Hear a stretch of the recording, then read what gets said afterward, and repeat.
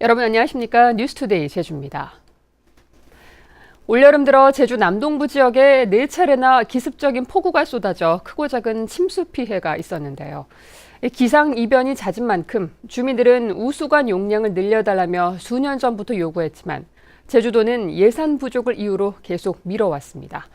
늑장 행정이 화를 키웠다는 지적입니다. 이소현 기자가 취재했습니다.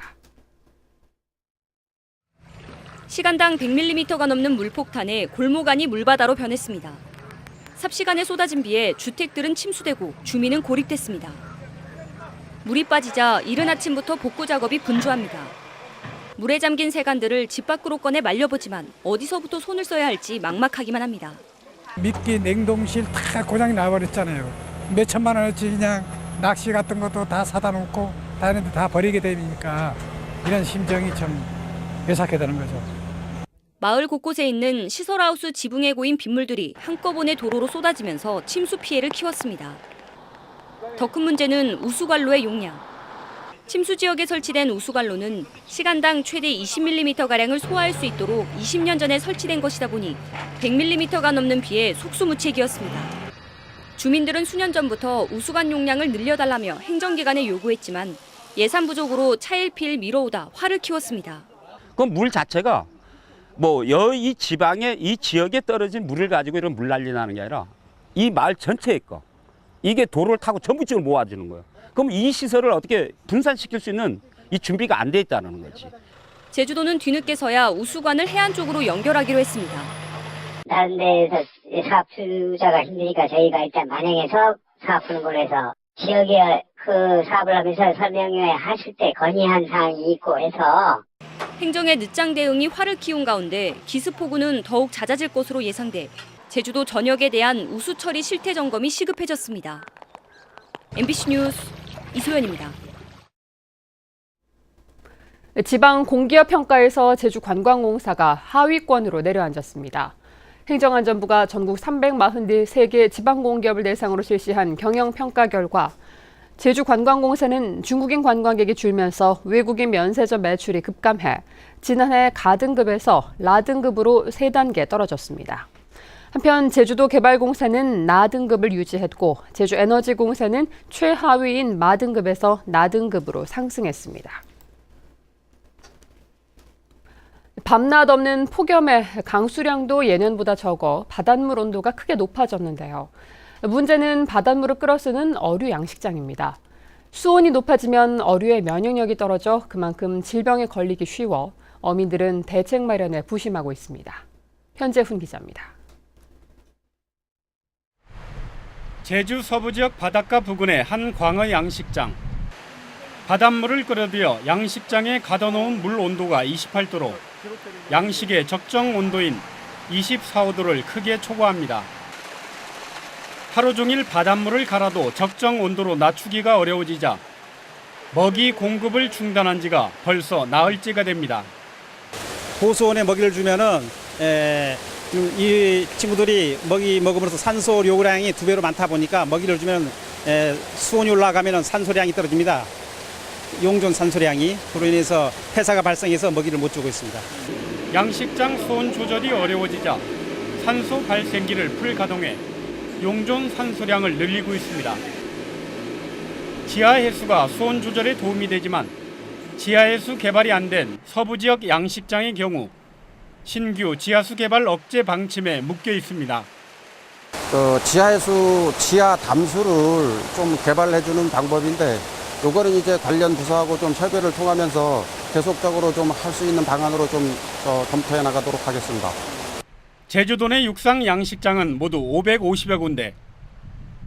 폭염에 따른 고수온 현상은 다음 달 중순까지 고비가 될 것으로 예상돼 육상 양식장 관리에 비상이 걸렸습니다. MBC 뉴스 현재훈입니다. 지난달 제주도 폭염 일수가 1961년 이후 가장 많았습니다. 제주지방기상청에 따르면 일평균 기온이 33도 이상인 폭염 일수는 지난달 7.5일로 1961년 이후 가장 많았고 열대야 일수는 25.5일로 두 번째로 많았습니다. 7월 평균 기온도 28.4도로 평년 25.7도보다 2.7도 높은 반면 강수량은 43.5mm로 평년의 16% 수준에 그쳤습니다. 제주는 다른 지역에서 들여온 종란을 부화시켜 농가에서 병아리를 키우다 보니 조류독감 같은 전염병이 발생하면 크게 영향을 받을 수밖에 없었는데요. 제주의 닭고기 생산용 종개장이 문을 열면서 독자적인 수급과 방역 체계를 갖출 수 있는 계기가 마련됐습니다. 권혁태 기자가 보도합니다. 지난 5월 제주 지역에 고병원성 AI가 발생하면서 닭과 오리 15만 마리가 살처분됐습니다. 전북 군산에서 들여온 병아리가 AI에 감염된 것이 발단이었습니다. 다른 지역에서 종개를 반입해 병아리를 생산하는 제주는 이처럼 전염병에 쉽게 노출될 수밖에 없는 상황. 이 같은 문제를 해결할 수 있는 종개장이 제주에 처음으로 들어섰습니다. 연간 400만 마리의 닭을 생산할 수 있는 규모로 제주 지역 닭고기 수요의 50% 정도를 소화할 수 있습니다. 육지부의 어떤 그 전염병 발생에 좌우되지 않고 이 청정 지역을 유지할 수 있는 그 기반을 마련했다는데 그게 이제 굉장히 큰 의의가 있고요. 양계 농가에도 도움이 될 것으로 보입니다. 제주 지역 농가들의 90%가 다른 지방에서 병아리나 종란을 사들여왔던 만큼 수급 조절이 한결 수월해지고 양계 농가들의 경쟁력도 높아질 것으로 기대됩니다. 과거에 육지에서 병아리를 가져다가 키웠던 것과 달리 제주도에서 씨앗을 키워서 농가에 공급하게 됨으로써 순수한 제주도 특화된 닭고기를 생산할 수 있는 그런 이점이 있습니다. 병아리부터 제주에서 자체적으로 수급이 가능해지면서 가금류에 대한 전염병 차단과 함께 청정 이미지 강화로 양계 산업의 변화가 예상됩니다. MBC 뉴스 권혁태입니다. 한 해 200만 명의 관광객이 찾는 명소인 섬 속의 섬 우도에 외부 차량 반입이 금지됐습니다. 교통 지옥이라 불렸던 교통난을 해소하기 위한 고육지책인데 일부 주민과 상인들은 관광객이 줄 것이라며 반발하고 있습니다. 박주연 기자입니다. 우도도항선 선착장 앞. 차량 수십 대가 길게 늘어서야 할 곳이 한산하기만 합니다. 렌터카 차량은 찾아보기도 어렵습니다. 아예 여행용 가방을 끌고 배에 오르는 관광객도 부지기수. 제주도가 우도의 교통 혼잡을 해결하겠다며 우도에 등록지와 차고지를 두지 않은 관광객들의 차량 반입을 금지했기 때문. 위반하면 차량 한 대당 과태료 10만 원도 부과됩니다. 렌터카와 전세버스 진입이 제한되면서 도로는 이처럼 한산한 모습입니다. 차량이 먼저보다 이렇게 없어가지고 한산해서 우리가 다니기 너무 좋고 참 재밌었습니다. 하지만 우도 지역 일부 주민과 상인들은 반발했습니다. 여름 휴가철에 관광객 차량 반입을 금지하면서 매출이 평소보다 절반으로 떨어졌고 차량 운반 수입이 감소한 도항선 업체가 요금을 인상하면서 관광객들이 우도 방문을 꺼리고 있다고 주장했습니다. 한 11시 되기도 전에 줄을 서고 이렇게 했었던 데인데 지금은 손님이 절반도 식사 시간이 다 됐는데도 절반도 안 찼어요. 우도 사업자 150여 명이 반입 제한 조치가 충분한 의견 수렴을 거치지 않았다며 법원에 효력 정지 신청서를 제출한 가운데 우도의 외부 차량 반입 제한이 어떤 영향을 미칠지 주목됩니다. MBC 뉴스 박주연입니다.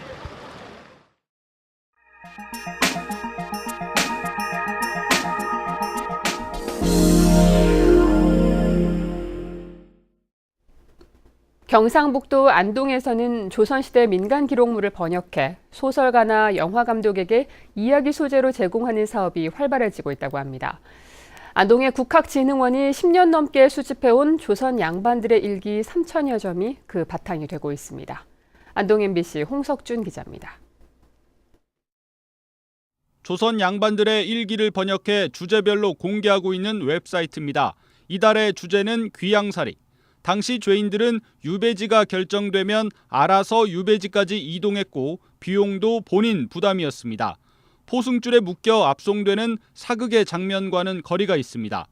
유배지의 생활은 천차만별이었는데 복귀 가능성이 있는 관료 출신에게는 수령이 집과 노비까지 제공한 반면 동량으로 근근히 연명한 사람도 많았습니다. 왕조실록이나 승정원 일기에선 찾아볼 수 없는 이야기 소재들의 출처는 국학진흥원이 수집해온 조선 양반들의 일기 3천여 점입니다. 이야기 소재를 주제별로 묶어 제공하면서 소설가, 작가, 영화감독 등 창작자들 사이에 큰 호응을 얻고 있습니다. 예를 들면 판결이라든지 전염병이라든지 시의성이 맞는 주제들을 선정하고요. 그와 연결된 재미있는 만화로도 만들어 주시고 에세이로도 써주시고. 지금까지 구축한 창작 소재는 무려 3,700여 건. 조선시대 일기 200권이 번역돼 여기에 활용됐는데 번역을 기다리는 일기가 또 3,000권 가까이 돼 이야기 소재에 목마른 창작자들의 오랜 버팀목이 될 것으로 기대됩니다. MBC 뉴스 홍석준입니다.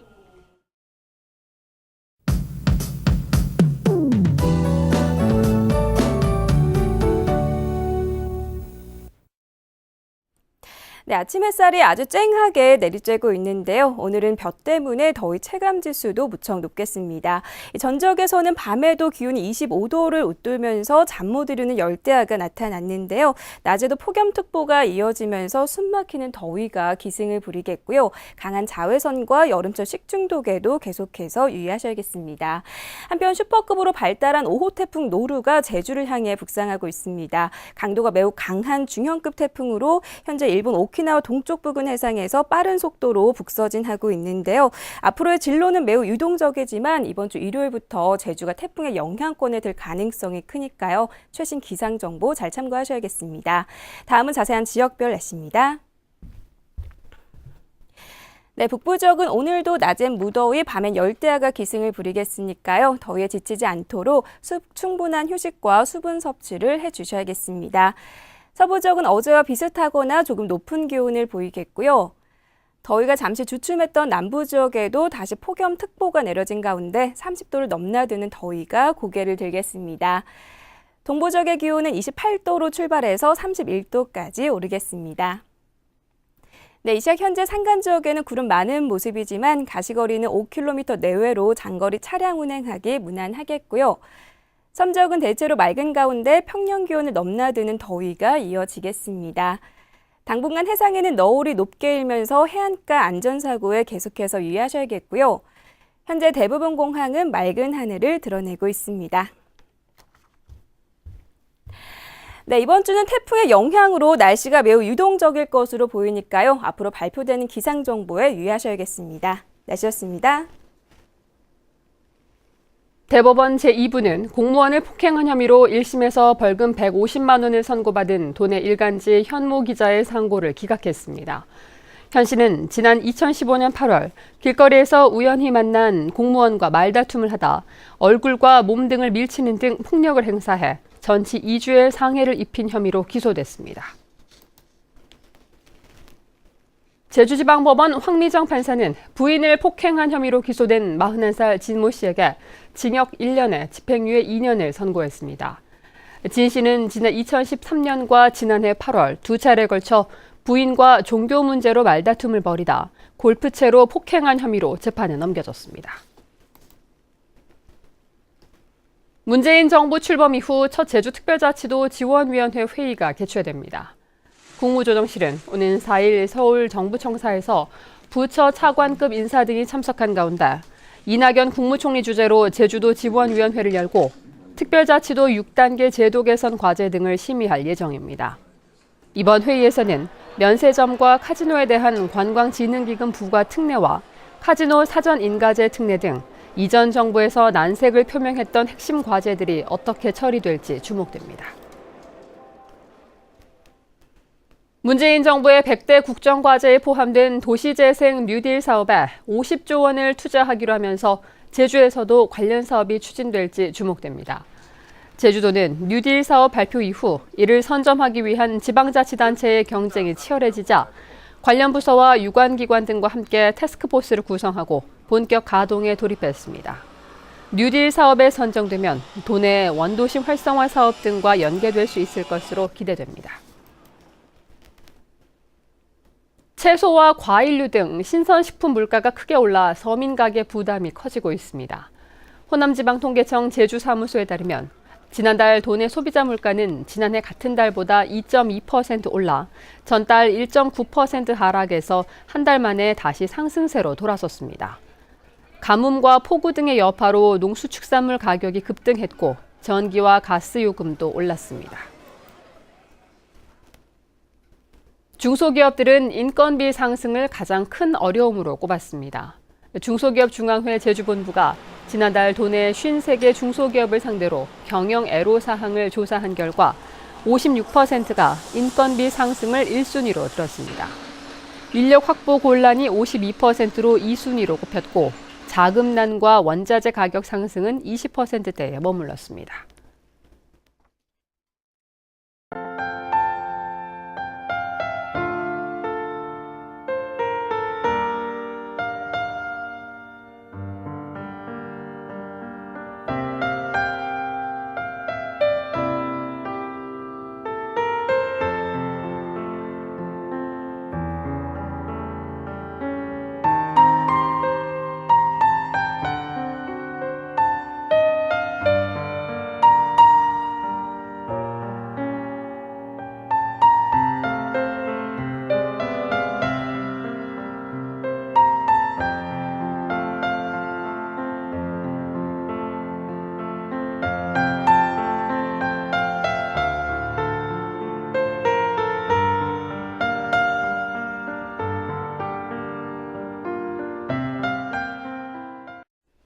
뉴스투데이 제주였습니다. 여러분 고맙습니다.